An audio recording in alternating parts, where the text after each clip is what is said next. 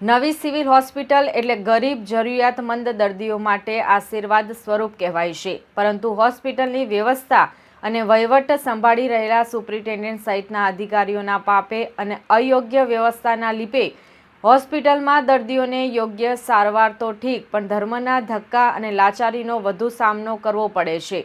ત્યારે આવી જ દયનીય પરિસ્થિતિઓ અને વહીવટી તંત્રની લાલિયાવાડીની પોલ ખોલતો વિડીયો સામે આવ્યો છે।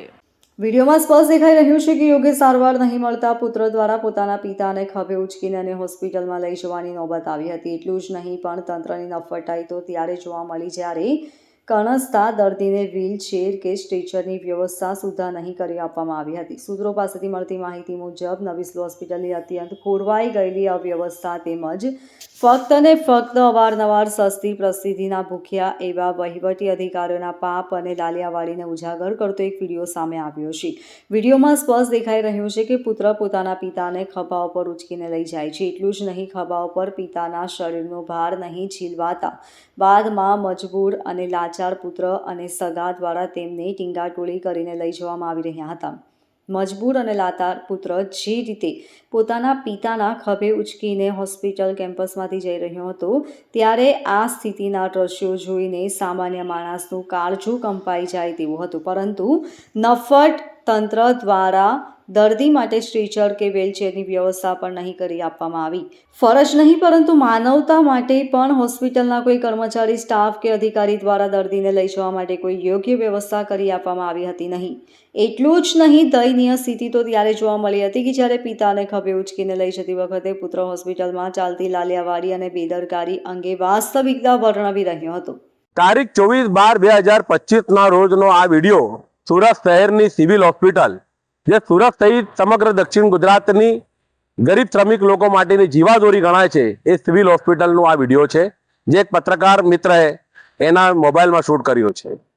આ વિડીયો પરથી જે પરિદ્રશ્યો બહાર આવે છે, સ્પષ્ટ જણાવે છે કે ભારતીય જનતા પાર્ટીના શાસનની અંદર સિવિલ હોસ્પિટલનો વહીવટ કેટલા હદે કથળી ગયો છે। માનવતા વિહીન અને કરુણા વિહીન આ દ્રશ્ય જોઈને ભલભલાનું હૃદય દ્રવી ઉઠે। એ સુરત શહેર કે જેણે ભારતીય જનતા પાર્ટીને મજબૂત કરવામાં કોઈ કસર બાકી નથી રાખી, ખોબલે ખોબલા મતો આપ્યા છે।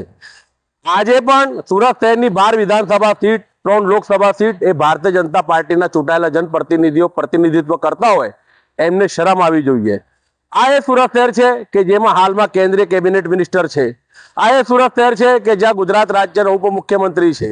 આ એ સુરત શહેર છે કે હાલમાં આરોગ્ય મંત્રી પણ સુરત શહેરના છે, પરંતુ સિવિલ હોસ્પિટલનો જે વહીવટ છે, જે સુપ્રિન્ટેન્ડન્ટ હોય કે ડીન હોય કે ડોક્ટર હોય કે અન્ય નર્સિંગ સ્ટાફ હોય, એ માત્ર ભારતીય જનતા પાર્ટીના નેતાઓની ખુશામતખોરીમાં વ્યસ્ત હોય છે।